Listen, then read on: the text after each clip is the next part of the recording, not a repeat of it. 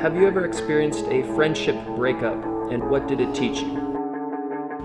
Friendship breakups. Definitely a lot of friendship breakups. Difficult topic to talk about, but something I've definitely experienced and I've learned a lot from. In life, personally, I think one of the most important things to be mindful of is who you let in your life and who you keep around you. Like, she just couldn't find a way to save herself from the direction she was going in, and I had to let go of that friendship because it started to take a toll on me. He was a very popular kid. He was very athletic, and I was a little bit the opposite. I was very unathletic.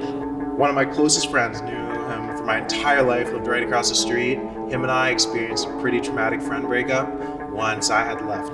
And for some reason at my school, that was kind of decided your popularity. So he kind of went the more popular route, and I kind of stayed in the back, and eventually we drifted apart. I'd gone to St. Catharines for 4 years, and upon my return, he had treated that as a huge abandonment issue. For majority of my life, I was very much like a one and done person. Like, once I felt like someone had crossed the line in a way that I would never do to them or that I just couldn't get over, like, I would end it there and then. It was a personal choice. I wanted to go further educate myself, expand my friend group, and potentially come back with new talents or skills that I could use to get a job in the future.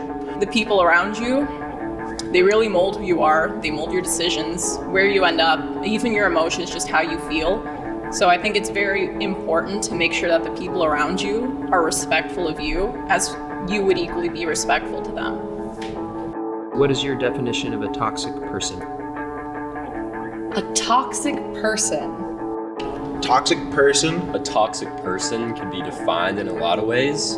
A toxic person is definitely someone who just refuses to be understanding of who you are. I would say someone who doesn't have empathy for people. Bad intentions and selfishness all can be toxic qualities in a person. Someone who really tries to tell you how you should be in order for them to like you more. Somebody who will use you or use things that you can access for their own benefit. When do you realize that a friend cannot be saved? I think there's definitely a point where somebody isn't worth saving.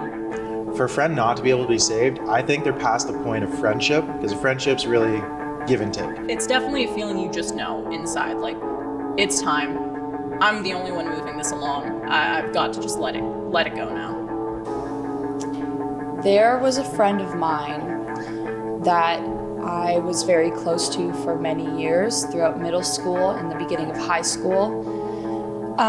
There was a lot of issues. I mean, she had a lot of mental stuff going on, and she had a hard time at home, and there was a couple of times where there were moments where I had to go save her.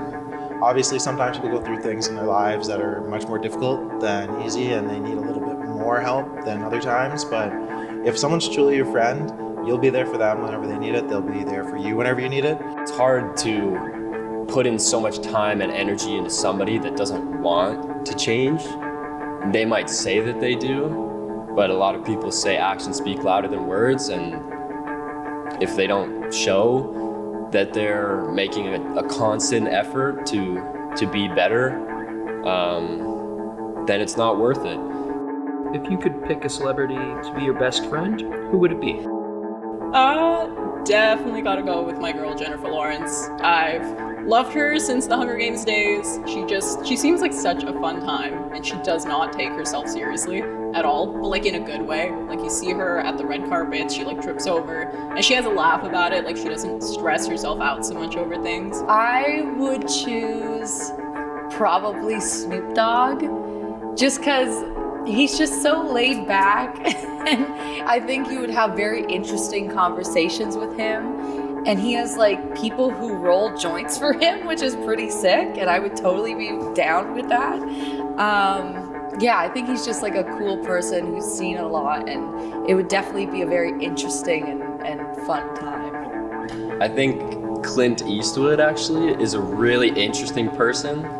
Obviously, he's been in a lot of classic movies, great actor, kind of tough guy, But I also think he's very knowledgeable and wise. You know, he's directed a lot of movies, and